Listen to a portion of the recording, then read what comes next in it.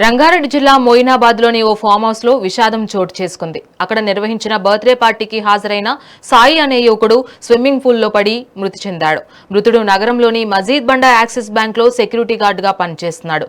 ఉదయం వాచ్మెన్ గమనించి సమాచారం ఇవ్వడంతో స్నేహితులు అతన్ని ఆసుపత్రికి తరలించారు. అయితే అప్పటికే సాయి మృతి చెందినట్లు వైద్యులు ధృవీకరించారు. కొడుకు మృతిపై తల్లిదండ్రులు అనుమానాలు వ్యక్తం చేయగా పోలీసులు కేసు నమోదు చేసి దర్యాప్తు చేపట్టారు.